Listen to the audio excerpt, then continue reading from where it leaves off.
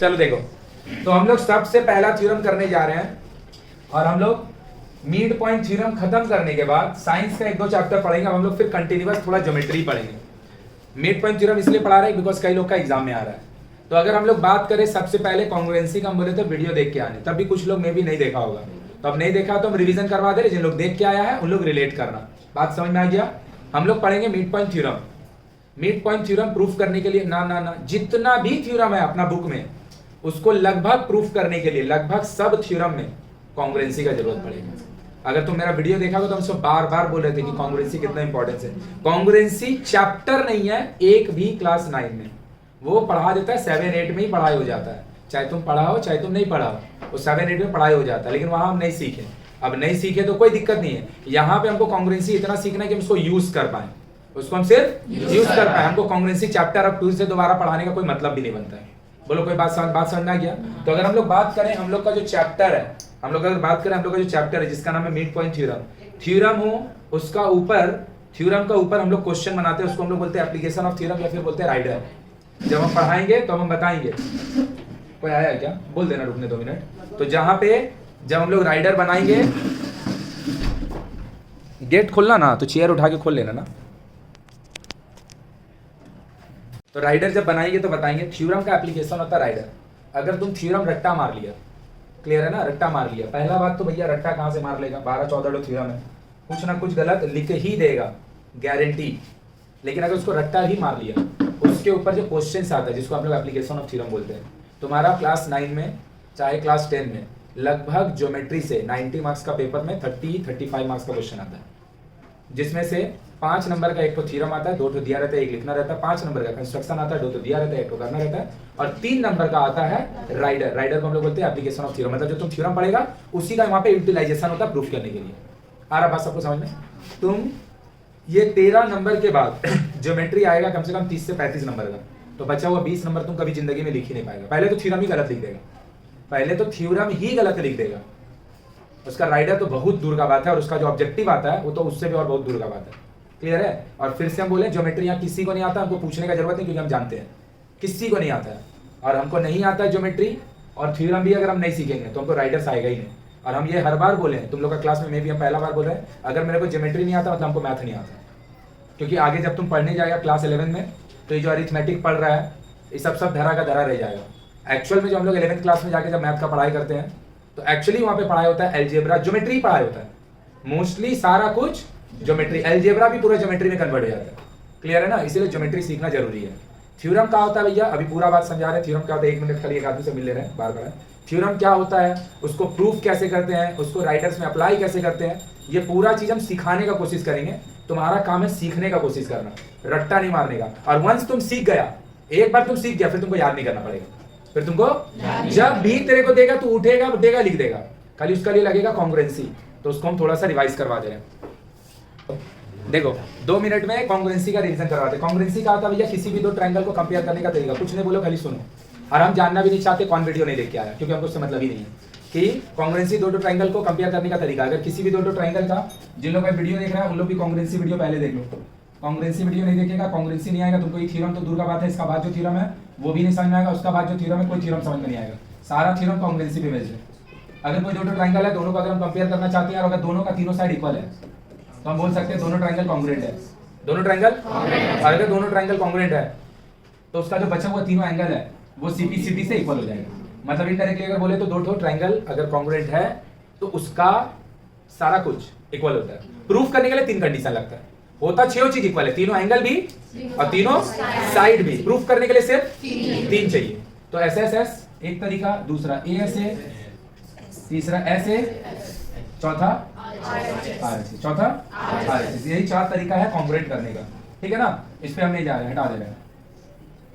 Congruency भी किसी, जिन लोग वीडियो देखा, अगर किसी का कोई कंफ्यूजन हो तो पूछ लो, अगर है तो पूछ लो, बता देंगे। आने तो हम लोग इसको कंटिन्यू करेंगे। किसी का नहीं है तो देखिए वीडियो, देखिए चलते हुए।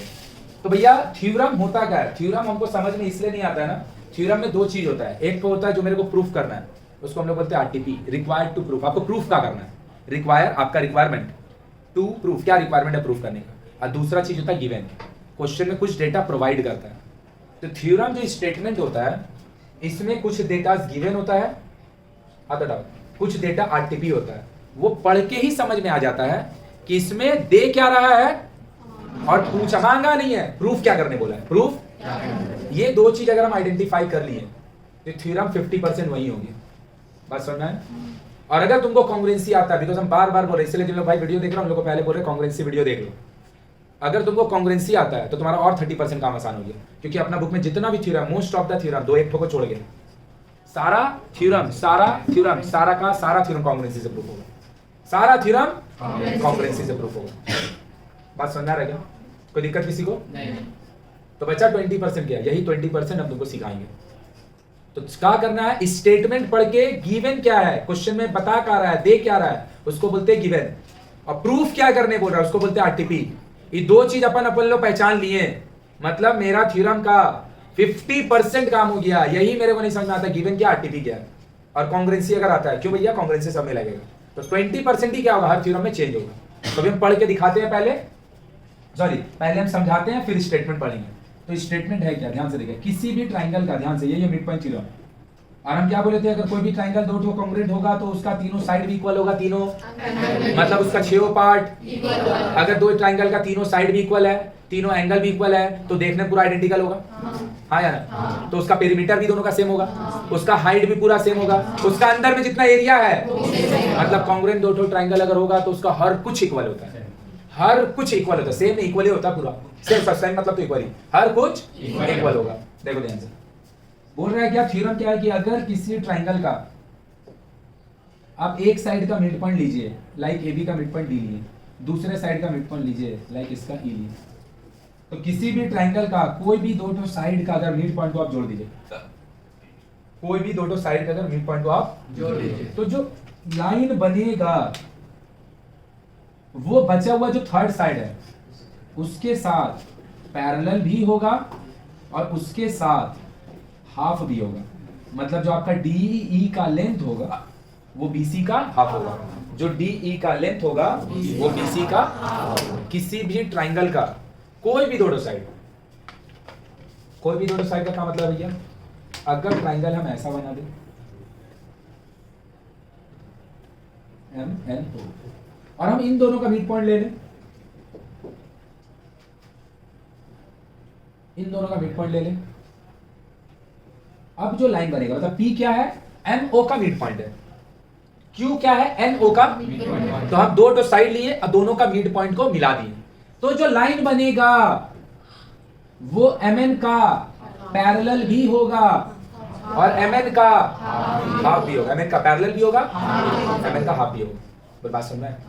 तो देख आ रहा है तुमको, किसी भी ट्राइंगल का दो साइड का मिड पॉइंट वो गिवन है कि भैया P जो है वो MO का मिड पॉइंट है, Q जो है, ये लोग बोल रहा है कि आप जो लाइन बना रहे हैं वो दो साइड के ऊपर बन रहा है, ये दोनों का दोनों इसका और इसका मिड पॉइंट है, ये बोल दे रहा है। ये जो लाइन बनेगा वो बचा हुआ थर्ड साइड का पैरेलल भी होगा और हाफ भी होगा, ये बोल नहीं रहा, यही प्रूफ करना है, यही देखो पढ़ के दिखा रहे, स्टेटमेंट पढ़ के दिखा रहे। देखो बोल रहा है the line segment joining the mid points of the two sides of a triangle, of a triangle. ये हम लोग का बुक का हिसाब से थ्योरम 20 है ना, बुक का हिसाब से थ्योरम 20 पेज नंबर 148, लेकिन हम लोग के हिसाब से थ्योरम 1 है, हम लोग के हिसाब से थ्योरम है, मतलब हम लोग पहला थ्योरम पढ़ रहे हैं, इसके आगे का थ्योरम का कोई जरूरत नहीं, खाली स्टेटमेंट लगेगा। क्या बोलते हैं भैया, the line segment joining the mid points of the two sides of a triangle, किसी भी ट्राइंगल का कोई भी दो साइड का मिड पॉइंट को जोड़ दीजिए, मिड पॉइंट को जोड़ दीजिए। इज जो लाइन सेगमेंट बनेगा, जो लाइन सेगमेंट बनेगा is parallel to the and equal to half of it, equal to किसी भी ट्राइंगल का कोई भी दो साइड का, किसी भी ट्राइंगल का कोई भी दो साइड का अगर आप मिड पॉइंट को जोड़िएगा, तो मिड पॉइंट जोड़ने बोल रहा है ना, ये गिवन है, ये दे रहा है तुमको। तो जो लाइन बनेगा वो बचा हुआ है थर्ड साइड का जिसका यूटिलाइजेशन नहीं हुआ है, वो उसके साथ हाफ भी होगा और हाफ भी होगा और पैरेलल भी, हाफ भी होगा। मतलब क्या भैया, एक तो ट्राइंगल लिए, देख लो भाई, MNO, MO का मिड पॉइंट ऑफ ये लिए, इसका मिड पॉइंट ऑफ, इन दोनों को अगर आप जोड़ दीजिएगा तो ये क्या होगा, MN का हाफ भी होगा, MN का तो मिड पॉइंट जो दो साइड का दे रहा है वो गिवन है, और जो ये वाला ग्रीन लाइन MN और ये वाला पीला लाइन PQ, ये इसका हाफ भी होगा और पैरेलल भी होगा। ये क्या है मेरा RTP, ये क्या है स्टेटमेंट पढ़ो फिर से, स्टेटमेंट पढ़ के मेरे को थ्योरम 20 पेज नंबर 148 हम लोग का हिसाब से थ्योरम 1 क्या है, देखो यहाँ the line segment joining the midpoint of the two side of a triangle. हमको बोल रहा है कौन सा दो साइड को जोड़ने, किसी भी दो साइड का मिड पॉइंट को जोड़िए, कैसा भी लाइन को नहीं, मिड पॉइंट को। तो जो लाइन सेगमेंट बनेगा is parallel to the and equal to, parallel भी होगा, मतलब जो लाइन सेगमेंट बना है वो बचा वाला थर्ड साइड का पैरेलल भी होगा, ये भी हमको प्रूफ करके दिखाना पड़ेगा, और वो उसका हाफ भी होगा, ये भी मेरे को। तो गिवन का यहाँ पे आप जो लाइन सेगमेंट बनाने के लिए ट्राइंगल का जो दो साइड यूज कर रहे हैं, आप उन दोनों साइड का मिड पॉइंट यूज कर रहे हैं, आप उन दोनों का ध्यान से देखना। ट्राइंगल बनाए, ध्यान से देखिएगा, ट्राइंगल बनाए ABC, गिवन RTP पहचानेगा। गिवन का मतलब क्वेश्चन का स्टेटमेंट में दिया क्या है, थ्योरम का स्टेटमेंट में दिया क्या है। RTP का मतलब दे के प्रूफ क्या करवाना चाह रहा है, देखिए तो हम मान लिए AB का मिड पॉइंट P है और AC का मिड पॉइंट Q है, सही बात। हम बोल रहे हैं जो PQ है वो BC का थर्ड साइड का BC हो जाएगा, BC का हाफ भी होगा, ये लोग बोल नहीं रहा है, ये हमको प्रूफ करना है, ये हमको प्रूफ करना है। और जो आप दोनों मिड पॉइंट ले रहे हैं, जो आप दोनों मिड पॉइंट ले रहे हैं, ये लोग बोल दे रहे हैं। तो बोलेगा भैया ट्राइंगल का नाम आप ABC क्यों ले रहा है, PQR लो, आप मिड पॉइंट को P और Q को ले रहे हैं, MRL लो, उसका कोई रिस्ट्रिक्शन है, बस जो आप लीजिएगा वो दोनों मिड पॉइंट होगा, जो आप लीजिएगा, और जो ये वाला बनेगा वो थर्ड वाले का हाफ और पैरेलल, ये हमको प्रूफ करना है, हमको बोलो कोई दिक्कत है अभी तक। अब आया गिवन, अभी और एक दो थ्योरम लिखेंगे और क्लियर होगा। गिवन का होता है भैया क्वेश्चन का स्टेटमेंट पढ़ के जितना तुम डायग्राम बना पाता है, जो डायग्राम बना वही गिवन, जो डायग्राम बना तो क्या डायग्राम बना, एक तो ट्राइंगल है जिसका नाम है ABC, a triangle ABC in which, जिसमें P is the midpoint of and Q is the midpoint of सही बात, और PQ is joint, PQ को हम P लिए AB का midpoint, Q लिए AC का midpoint और PQ को किसी को कोई दिक्कत क्या। हम गिवन में लिख दे PQ is parallel to BC and PQ is half of BC, PQ is parallel to BC and PQ is, अगर ये गिवन में लिख दिए मतलब अभी तक हमको कुछ समझ में नहीं आया, हमको समझ में आ गया बात, तो लोग कुछ समझ में नहीं आया, वो गिवन है ही नहीं है, वही तो RTP है, वही मेरा भैया BC गिवन मतलब दे दिया है। तो अगर तुमको दे ही देगा PQ जो है BC का पैरेलल भी है और PQ जो है BC का, तो प्रूफ क्या करेगा, वो प्रूफ होगा नहीं ना, तो हमको वही चीज तो हम उसको गिवन में लिखेंगे, क्या चीज में लिखेंगे, देखो ध्यान से, गिवन क्या होगा, जो दिखा वही गिवन, ट्राइंगल ABC ना, या फिर ABC is a triangle in which P is the midpoint of AB and Q is the midpoint of AC, सही बात। PQ is अब यही चीज है, अगर हम लिख दिए इसी गिवन में, गिवन मतलब दिया गया है, गिवन का मतलब दिया गया है कि PQ is the parallel to BC and PQ is, ये अगर हम गिवन में लिख दिए भाई प्रूफ क्या करेगा, यही तो हम बार बार समझा रहे, गिवन RTP नहीं समझ में मतलब कुछ समझ में नहीं आया, क्लियर है। तो ये कहां पे लिखाएगा, RTP क्या होगा, PQ half of BC and PQ, ये पैरेलल का सिंबल है, पैरेलल टू, बोलो अभी आया।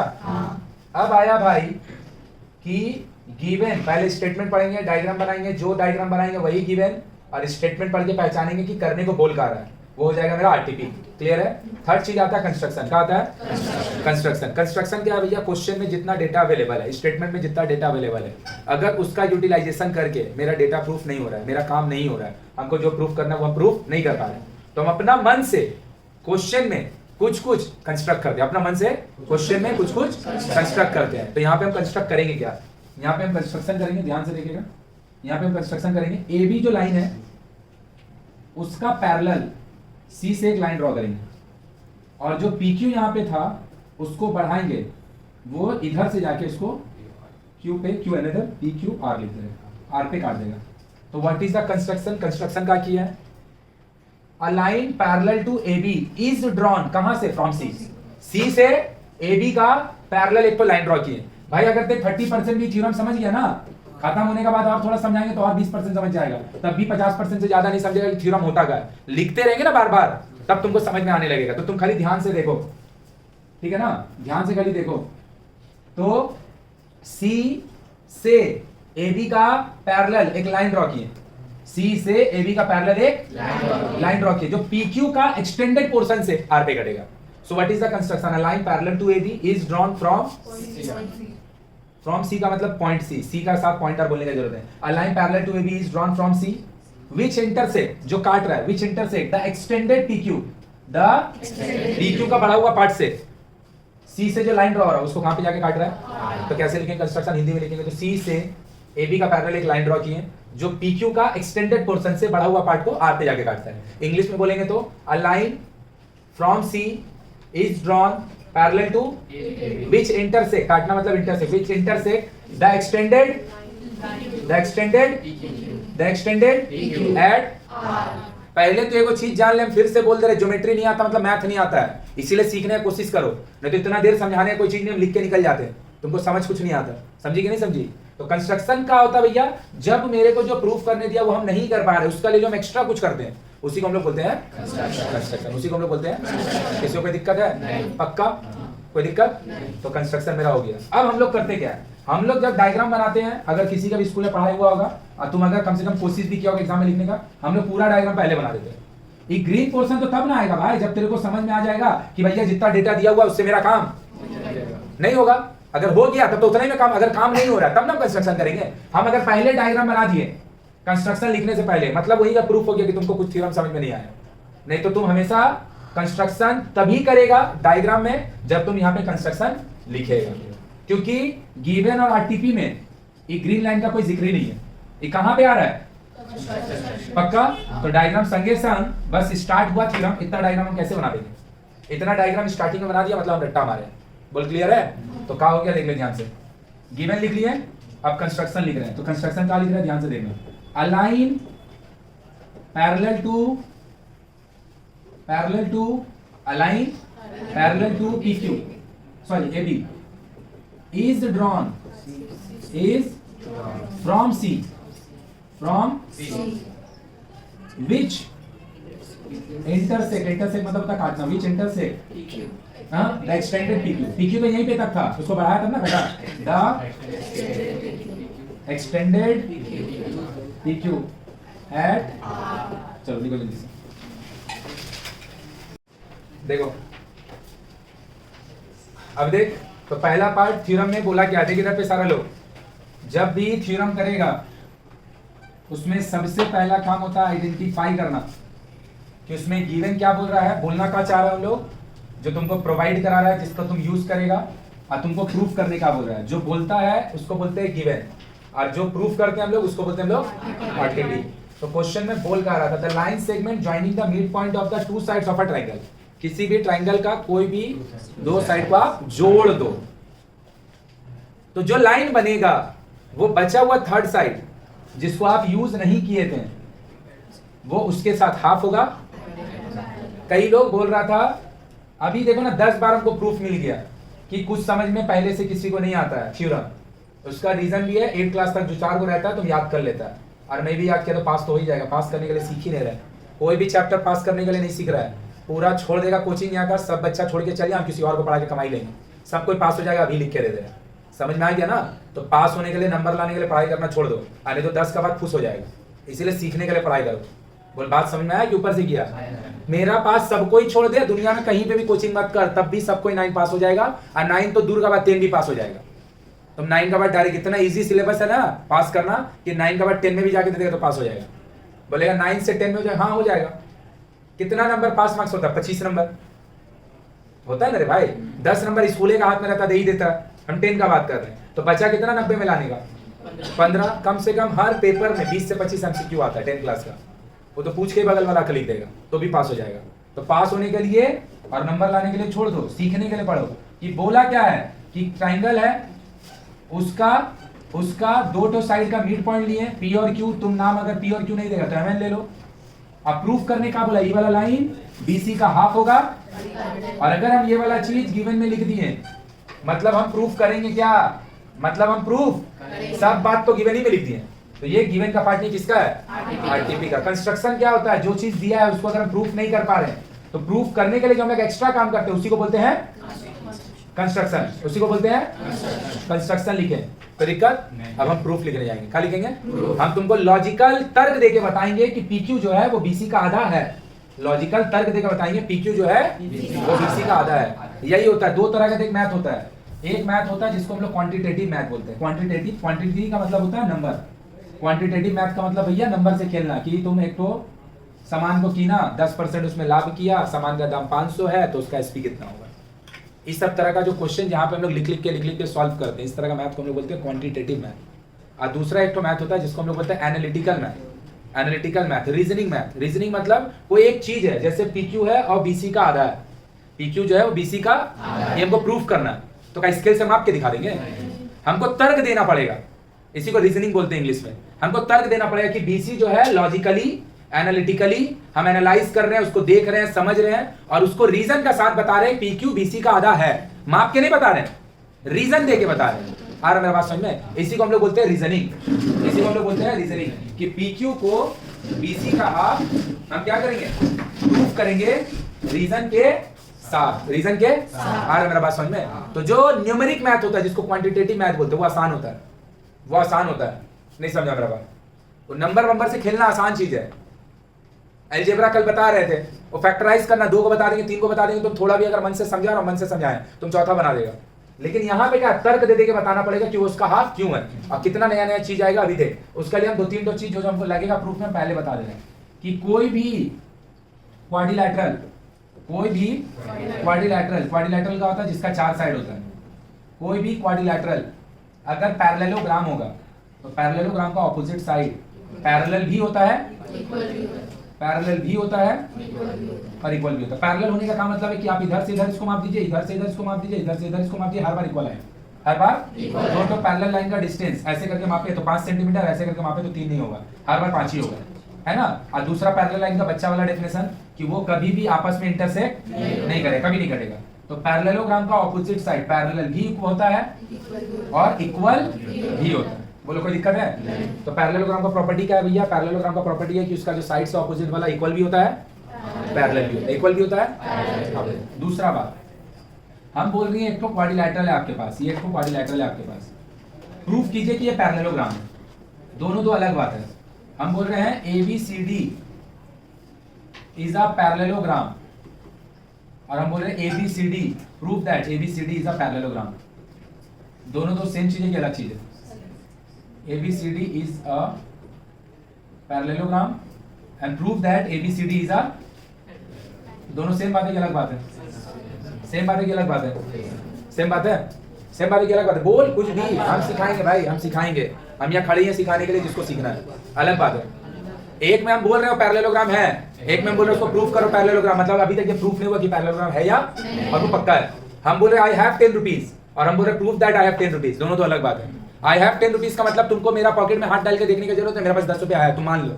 अब proof that I have 10 rupees तो क्या आएगा? आएगा मेरा पॉकेट में, देखेगा कितना पैसा है, अगर 10 रुपया तुमको दिखा तो तुम बोल देगा प्रूफ हो गया 10 रुपया भैया का पास है, और अगर नहीं है 10 रुपया तो भैया के पास 10 रुपया नहीं है, बात प्रूफ नहीं। तो दोनों सेम चीज है। तो अगर हम बोल रहे हैं ABCD is a parallelogram, ABCD is a and proof that ABCD is a, ये दोनों दो अलग अलग चीज है।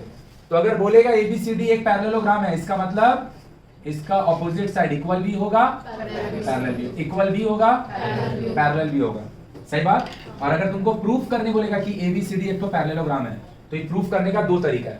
अगर हम एक तो क्वाड्रिलैटरल, जब तक ये प्रूफ नहीं हुआ है इसको पैरेललोग्राम नहीं बोलेंगे, क्या बोले? क्वाड्रिलैटरल। तो हम दिखा देंगे कि AB जो है वो DC का पैरेलल है और इक्वल भी है। AB जो है DC का पैरेलल भी है और इक्वल भी है। ये बात बोलने ही से प्रूफ हो जाएगी एक तो पैरेललोग्राम है। या फिर हम प्रूफ करेंगे AB और DC पैरेलल है, और फिर प्रूफ करेंगे AD और BC पैरेलल है, AB और BC, तो भी ये प्रूफ हो जाएगी ये पैरेललोग्राम। मतलब पैरेललोग्राम प्रूफ करने का 2 तरीका है। एक, दोनों पेयर ऑफ ऑपोजिट साइड, तो ये दोनों आपस में पैरेलल है और ये दोनों भी, दोनों को हम दिखाएंगे ये दोनों भी पैरेलल है, ये दोनों भी पैरेलल है। तो हम बोल देंगे कि वो वाला जो फिगर है it is not a quadrilateral, it is a parallelogram, it is अ। और अगर हम दो पेयर का ऊपर बात नहीं कर पा रहे तो भी हमको पैरेललोग्राम प्रूफ करना है, तो हमको एक ही पेयर लेंगे, उसको हम पैरेलल भी प्रूफ करेंगे और उसको हम इक्वल भी प्रूफ करेंगे। नहीं समझा? तो किसी क्वाड्रिलैटरल को, क्वाड्रिलैटरल मतलब जिसका चार साइड है, हम उसका नाम को अपग्रेड करके पैरेललोग्राम रखना चाह रहे हैं। मतलब हम क्वाड्रिलैटरल को प्रूफ करके बताना चाह रहे हैं जो पैरेललोग्राम नहीं है बल्कि एक, सॉरी क्वाड्रिलैटरल नहीं है बल्कि एक। तो ये प्रूफ करने का दो तरीका है। दोनों पेयर को, ई दोनों भी आपस में पैरेलल है, ई दोनों भी आपस में पैरेलल है, दोनों पेयर को पैरेलल प्रूफ करो तो भी क्वाड्रिलैटरल पैरेललोग्राम में कन्वर्ट हो जाएगा, प्रूफ हो जाएगा। या फिर दोनों पेयर पे हम वर्क नहीं कर पा रहे हैं तो हम एक ही पेयर को पकड़ेंगे लेकिन उसको पैरेलल भी प्रूफ करेंगे, इक्वल भी प्रूफ करेंगे, तो भी पैरेललोग्राम। नहीं समझा? फिर से सुनो, हम बोल रहे हैं proof that I have 10 rupees और नॉट। तुम कैसे प्रूफ करें? कोई एक आदमी आएगा, मेरा पॉकेट देखेगा पांचों और देखेगा 10 रुपया है या नहीं है। अगर 10 रुपया है तो प्रूफ हो गया भैया के पास 10 रुपया है। और अगर 10 रुपया तेरे को नहीं मिलेगा तो बोलेगा। तो हम क्या बोल रहे हैं? एक तो मेरे पास क्वाड्रिलैटरल, क्वाड्रिलैटरल मतलब जिसका चार साइड है, जिसका चार साइड है। और हम बोलना चाह रहे हैं क्वाड्रिलैटरल जो है ये एक्चुअली में पैरेललोग्राम है, मेरे को प्रूफ करके दिखाना है। तो हम प्रूफ कैसे करेंगे? मेरा आके जैसे पॉकेट पे मापा ना, तो कुछ तो प्रोसेस किया, तो वैसे ही क्वाड्रिलैटरल को पैरेललोग्राम प्रूफ करने का दो प्रोसेस है। एक प्रोसेस, आप इसको दोनों को पैरेलल दिखा दीजिए, इसको दोनों को भी, दोनों ऑपोजिट पेयर को पैरेलल अगर प्रूफ कर देंगे तो क्वाड्रिलैटरल पैरेललोग्राम में कन्वर्ट। या फिर अगर हम दोनों पेयर पे बात नहीं कर पा रहे तो एक ही पेयर लेंगे, उसको इक्वल भी प्रूफ करेंगे और पैरेलल भी प्रूफ करेंगे। बोलो कोई दिक्कत है किसी को भी? कॉन्ग्रुएंसी में कहा था भैया कोई भी दो ट्रायंगल अगर कॉन्ग्रुएंट है तो उसका सारा का सारा कुछ इक्वल होता है। प्रूफ करने के लिए सिर्फ तीन चाहिए। चलो देखो प्रूफ अब हम लिखने जा रहे हैं, ध्यान से देखिएगा। अगर हम बोल रहे हैं, ध्यान से देखिएगा, ये एक ट्रायंगल है, हम इन दोनों को प्रूफ करना चाह रहे हैं, इन दोनों को प्रूफ करना चाह रहे हैं कि भैया एक्चुअली में ये दोनों कॉन्ग्रुएंट है, एक्चुअल में। तो अगर याद रखिएगा कोई दो लाइन एक दूसरे को काट रहा होगा, कोई दो लाइन अगर एक दूसरे को काट रहा होगा तो ये दोनों एंगल आपस में इक्वल होते हैं, ये दोनों एंगल आपस में इक्वल होता है। सही है?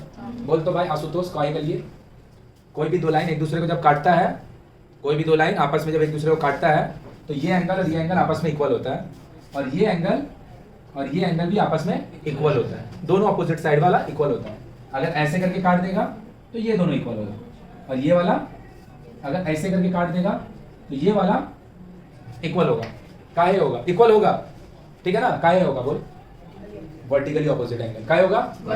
तो देख ये वाला बात ना 5 क्लास का है, हम ये पूछे ही इसलिए क्योंकि हम जस्ट प्रूफ करवाना चाह रहे हैं, किसी को कुछ नहीं आता इसलिए हम इतना देर से बक रहे हैं। समझ में आ रहा है कि नहीं आ रहा है? किसी को कुछ नहीं आता है इसीलिए इतना देर से बक रहे हैं, नहीं तो ये प्रूफ सीखने के बाद जब तुम सीख जाएगा 5 मिनट में हो जाएगा, और अभी 45 मिनट हो चुका है। कोई बात समझ में आया कि नहीं आया? कि जस्ट तेरे को जो जो चीज लगेगा प्रूफ में वो सब चीज हम पहले से बता रहे हैं। उसके बाद वर्टिकली ऑपोजिट एंगल, वर्टिकल ये पॉइंट को बोलते हैं वर्टेक्स। पॉइंट का मतलब होता है वर्टेक्स का एगो इस पार में है, एगो इसी को हम लोग बोलते हैं vertically opposite angle, vertically opposite angle. अब देखो जब कोई दो लाइन पैरेलल होता है, पैरेलल होता है और उसको कोई एक ट्रांसवर्सल काट दे रहा होता है ऐसे करके, ट्रांसवर्सल मतलब टेढ़ा लाइन, तो ये वाला एंगल और ये वाला एंगल आपस में इक्वल होता है। जिससे पूछेंगे वही बोलेगा, ये वाला दोनों एंगल आपस में इक्वल होता है। कोई एक लाइन ऐसे है, कोई एक लाइन ऐसे है, सही है, काट दिया, ये दोनों पैरेलल है, तो ये वाला आपस में इक्वल होता है, ये वाला आपस में इक्वल है। बोला मन काहे होता है? दोनों इक्वल होता है, ये दोनों लाइन आपस में इक्वल होता है। बोलो क्यों होता है? वेरी गुड, अल्टरनेट एंगल होता है। जब भी इसको भी हम पढ़ाएंगे, लेकिन अभी हम लोग को जस्ट एग्जाम है इसलिए हम लोग पीछे वाला चीज में नहीं जा रहे। ये इसका एकदम बेसिक बात है, एकदम बेसिक, कि कोई दो लाइन पैरेलल होगा, तो जब दो लाइन पैरेलल होगा और उसको कोई टेढ़ा लाइन काट देगा, टेढ़ा लाइन का इंग्लिश में नाम होता है ट्रांसवर्सल, तो ये जो जेड बनता है ना, ये देख जेड बन रहा है ना, ये वाला आपस में अल्टरनेट एंगल, ये वाला आपस में अल्टरनेट एंगल, ये दोनों आपस में पैरेलल है, तो ये वाला आपस में इक्वल होता है अल्टरनेट एंगल। देखो जेड बन रहा है, बोल क्लियर है? इसका भी हमको जरूरत पड़ेगा, बोल क्लियर है? तो अब हम करने जा रहे हैं ट्रायंगल 1 और ट्रायंगल 2 को कॉन्ग्रुएंट, ट्रायंगल 1 और ट्रायंगल 2 को, और जो हम ट्रायंगल 1 और ट्रायंगल 2 को कॉन्ग्रुएंट प्रूफ करेंगे उससे मेरा कॉन्ग्रुएंसी प्रूफ हो जाएगा। उससे मेरा ये वाला उसका हाफ है या नहीं है वो प्रूफ नहीं होगा, मतलब ये वाला कॉन्ग्रुएंट प्रूफ करके जो चीज हमको अल्टीमेट प्रूफ करना है हम उसका रास्ता में थोड़ा सा प्रोसीड करेंगे। क्लियर है कि नहीं है? तो देखो कॉन्ग्रुएंसी लिख रहे हैं, ध्यान से देखिएगा, प्रूफ लिख रहे हैं, समझने का कोशिश करेगा। In triangle APQ and triangle QRC, क्या हम बोल सकते हैं? पी क्यू का ये वाला ट्राइंगल का और क्यू आर सी ये वाले ट्राइंगल का, ये वाला साइड और ये वाला साइड, ऊपर वाले का ए क्यू और नीचे वाला का क्यू सी, दोनों इक्वल होगा।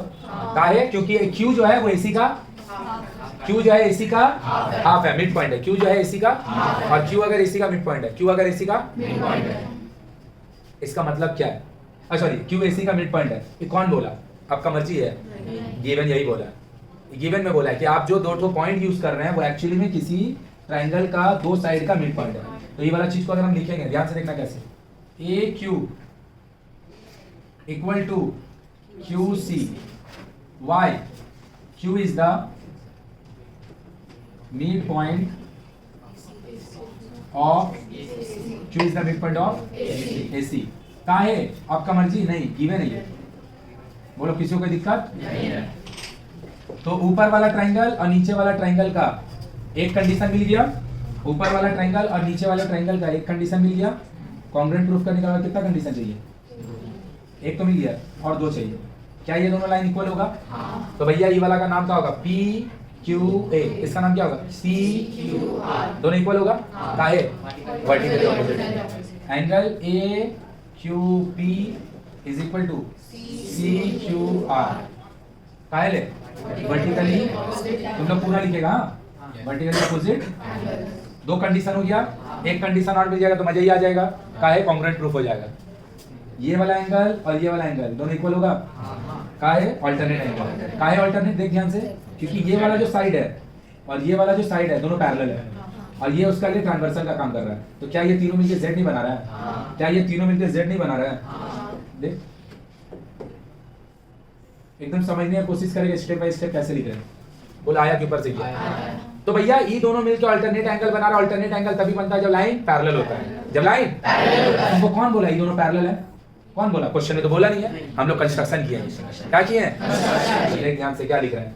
एंगल इसका नाम क्या होगा? A P Q, A P equal to angle Q R C, दोनों इक्वल है। क्या है? अल्टरनेट, अल्टरनेटिव भी बोलता है, अल्टरनेट एंगल।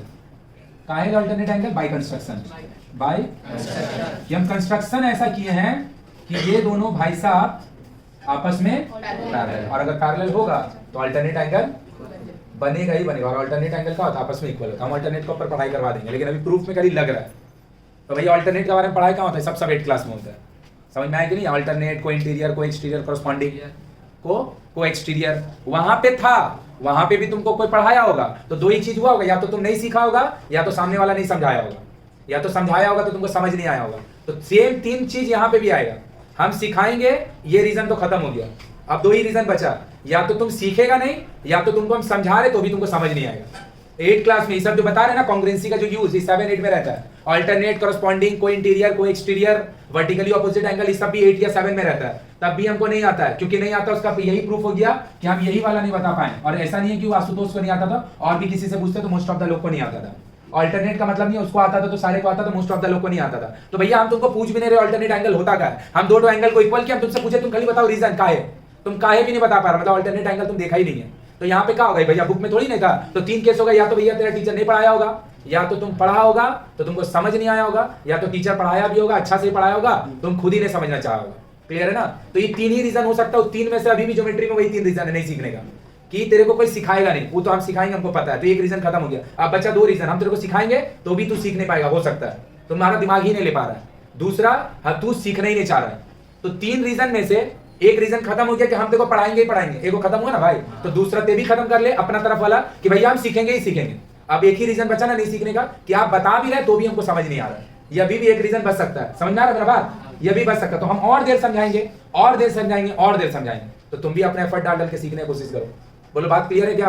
तो अभी देख कितना कुछ लिखेंगे। तो अभी मेरा खाली क्या हुआ भैया? अल्टरनेट यूज करके triangle A P Q congruent हो गया, ट्राइंगल क्यू आर ट्राइंगल, हाँ या ना? कौन सा कंडीशन यूज किए हैं? एक side, 2 angle, angle side, angle side. और अगर किसी भी 2 ट्राइंगल का, किसी भी 2 ट्राइंगल का अगर कॉन्ग्रुएंसी प्रूफ हो जाता है तो भैया उसका बचा हुआ जो तीनों साइड है वो इक्वल हो जाता है। तो देखो तुम यूज किया इन दोनों को, यूज किए ई दोनों को, यूज किए ई दोनों को, अभी भी तो बचा। तो ये वाला एंगल किसका बराबर है? इसका, हाँ या ना? ये वाला जो PQ है, ये किसका इक्वल होगा? हाँ या ना? ये वाला जो AP है RC है कि नहीं? तीन यूज किया ना, कौन सा यूज किया? ऊपर वाला का AQ, नीचे वाला का CQ। ऊपर वाला का इधर का एंगल, नीचे वाला का इधर का एंगल, ऊपर वाला का ये एंगल, नीचे वाला का ये एंगल। तीन कंडीशन तो यूज हुआ, तो CP/CT से हम लोग क्या करेंगे? बचा हुआ तीन ठो को भी तो इक्वल करेंगे ना भाई। तो बचा हुआ तीन ठो को जो इक्वल करेंगे उसमें से कौन कौन बचा, देख लो ध्यान से देखिएगा। AP इक्वल टू RC और PQ इक्वल टू QR, सही बात। और ये वाला जो एंगल है जिसका नाम होगा PAQ is equal to Q, इसका कोई जरूरत नहीं है, इसीलिए हम लोग इसको लिख नहीं रहे। मतलब आप क्या बोल रहे हैं भैया, किसी भी ट्राइंगल का तीन साइड होता है, तीन एंगल होता है, तो छेदों को बोलते हैं एक साथ छेदों पार्ट। क्या बोलते हैं? छेदों पार्ट, सही बात। प्रूफ करने के लिए खाली क्या पार्ट लगता है? प्रूफ करने के लिए, सही बात। प्रूफ करने के लिए खाली बचा हुआ तीनों CP/CT से इक्वल हो जाता है। बचा हुआ तीनों, कोई दिक्कत? पक्की बात। तो भैया बचा हुआ आप ये दोनों भी तो लिखिए, ये दोनों भी तो लिखिए, CP/CT से इक्वल होगा। हाँ भाई वो इक्वल है, मेरा कोई काम का नहीं है, इसीलिए हम लिख नहीं रहे। बोल आया कि बाउंसर किया? तो भैया ये वाला प्रूफ करने दिया नहीं, हमको प्रूफ करना है PQ BC का पैरेलल है और PQ BC का आधा है, वो प्रूफ नहीं हुआ है। तो ये क्या किए हैं, जो प्रूफ करना है ना उसका ये इंटरमीडिएट हुआ है। लिखो जल्दी से प्रूफ, अभी और बचा हुआ है। देखो सारे लोग इधर पे, तो जो हम कॉन्ग्रुएंसी से CP/CT निकाले ना, मेरा प्रूफ नहीं है। हमको जो चीज प्रूफ करना है उसमें ये दोनों यूज होगा, उसमें ये दोनों यूज होगा। अभी करके दिखा रहे, मिटा रहे हैं आप देख। हम अगर बोले तो तुम खुद से सोच के देखेगा कि अगर भाई हम PBCR को पैरेललोग्राम बोल दे, PBCR को क्या बोल दे? तो तुम मान लेगा वो पैरेललोग्राम है। कहाँ क्वेश्चन में बोला वो पैरेललोग्राम है? नहीं समझा मेरा बात। हम बोल रहे हैं PBCR को, PBCR P को पैरेललोग्राम का है। कौन बोला पैरेललोग्राम है? बोले दिख रहा तो पैरेललोग्राम, दिखने से हो जाएगा? प्रूफ करना पड़ेगा। क्या करना पड़ेगा? पैरेललोग्राम प्रूफ करने का दो तरीका, या तो किसी एक पर्टिकुलर साइड को पैरेलल भी प्रूफ करेंगे, इक्वल भी प्रूफ करेंगे। पैरेलल भी, या फिर इन दोनों को पैरेलल और इन दोनों को भी, इन दोनों को भी और इन दोनों को भी, दोनों पेयर ऑफ अपोजिट साइड को पैरेलल प्रूफ करें, या फिर किसी एक पेयर को अपोजिट को पैरेलल भी। देखो ध्यान से देखिएगा, हम बोल सकते हैं क्या? देख यहां तक हो गया ना। इसके बाद AP is equal to PB, AP equal to PB। देखो बाबू, AP इक्वल टू, क्योंकि P जो है, P is midpoint of, सच बात की झूठ बात, P जो है AB का। तो अगर ध्यान से देखेगा, तुम प्रूफ किया है AP जो है वो RC का इक्वल है। कैसे? CP/CT से। कैसे? और AP जो है वो PB का, AP जो है वो PB का इक्वल है, क्योंकि P जो उसका।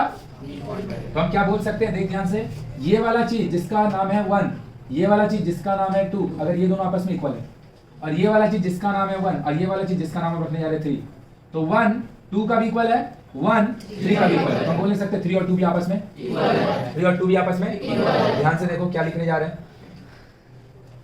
देखो AP इक्वल टू RC, इसका नाम रख दिया equation 1। AP equal to PB, इसका नाम रख दिया इक्वेशन 2। क्या हम बोल सकते हैं? From 1 and 2, from 1 and 2। AP equal to RC, PB equal to RC। तो इससे हम क्या बोल सकते हैं? PB equal to RC। देख खाली कॉन्ग्रुएंसी ना, सिर्फ और सिर्फ इन दोनों को इक्वल करने के लिए हम लोग लिखे थे, सिर्फ इन दोनों को इक्वल करने के लिए हम कॉन्ग्रुएंसी लिखे हैं। अब देखो हम क्या लिखने जा रहे हैं, इन, देख अभी पैरेललोग्राम नहीं बोल रहे, बोले इन क्वाड्रिलैटरल, क्वाड्रिलैटरल, इन क्वाड्रिलैटरल PBCR, PBCR। क्या हम बोल सकते हैं PB जो है वो RC का पैरेलल है? बोलेगा कौन बोला? हम बताते हैं अभी।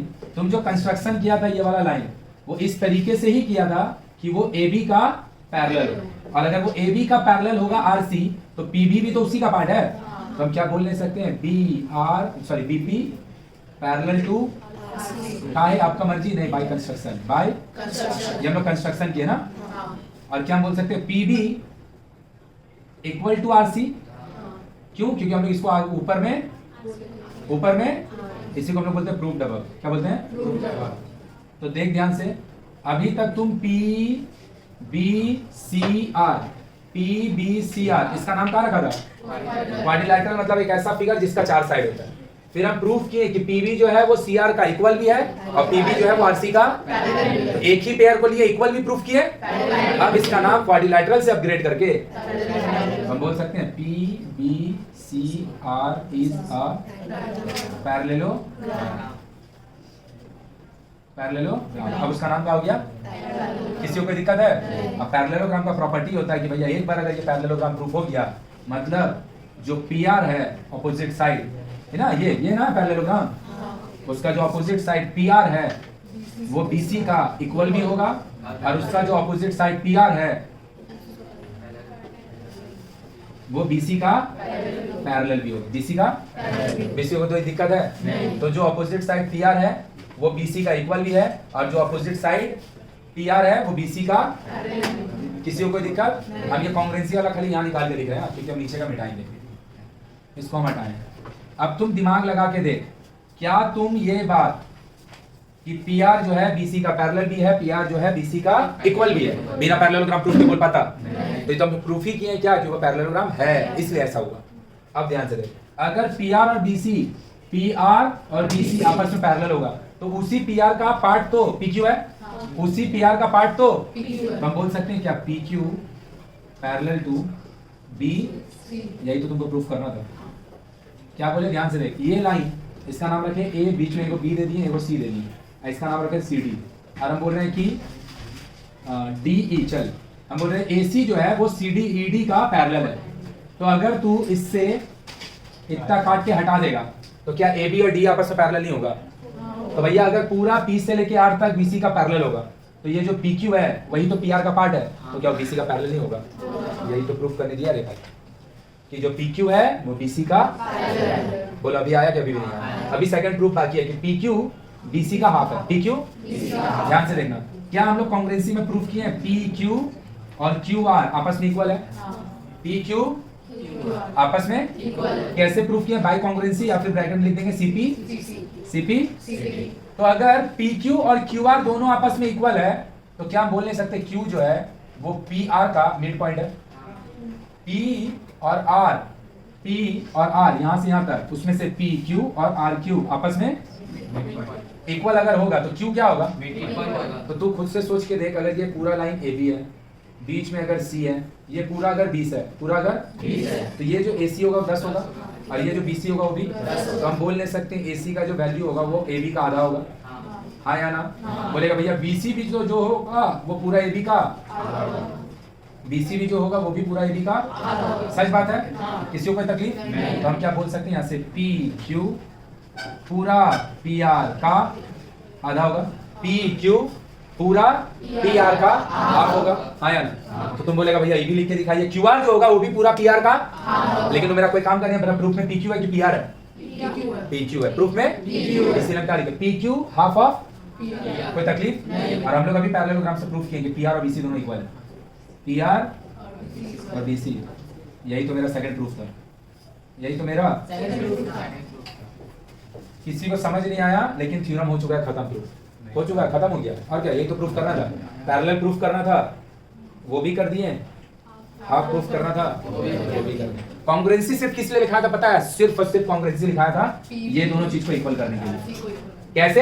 हम दोनों को कॉन्ग्रुएंट प्रूफ करेंगे तो AP और RC इक्वल होगा और Q AB का मिड पॉइंट है, तो AP जो होगा वो BQ का भी BP का भी इक्वल होगा। तो क्या होगा यहाँ से BP और RC, और BP अगर RC इक्वल है तो जो PB है वो RC का पैरेलल है। कैसे? बाय कंस्ट्रक्शन ऐसे किए। और PB जो है वो RC का इक्वल है, या खुद से। तो मतलब क्या हो गया? PBCR इज अ, और पैरेललोग्राम का ऑपोजिट साइड का होता है पैरेलल भी इक्वल भी। तो PR जो होगा वो BC का पैरेलल भी होगा और PR जो होगा BC का। तो अगर PR BC का पैरेलल होगा तो PQ BC का पैरेलल, क्योंकि BC का पार्ट है। और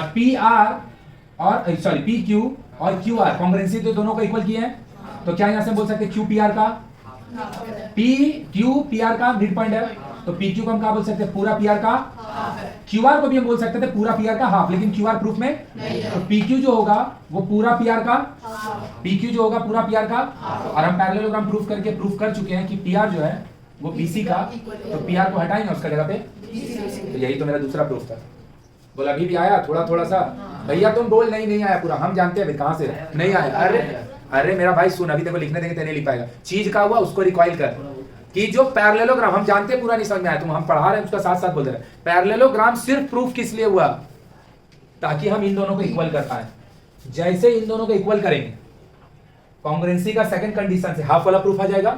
और जैसे इसको पैरेललोग्राम प्रूफ करेंगे, PR और BC पैरेलल होगा, वही PR का पार्ट PQ है और ये BC है। ये PR के साथ BC पैरेलल था, तो PQ भी BC के साथ। कॉन्ग्रुएंसी खाली क्या लिखाया, BC और QR को, सॉरी PB और RC को इक्वल करने के लिए, ताकि वो पैरेललोग्राम प्रूफ हो सके। तो क्या किए, पहले कॉन्ग्रुएंसी यूज किए, फिर पैरेललोग्राम प्रूफ किए, और उसके बाद पैरेललोग्राम का कंडीशन लिख के प्रूफ हुआ। तो प्रूफ एक्चुअल में क्या हुआ यहाँ, तो उसका ऊपर का जो राम कहानी चला वो किस लिए हुआ, उसको सिर्फ parallelogram, once you will prove it is a parallelogram, खेला खत्म।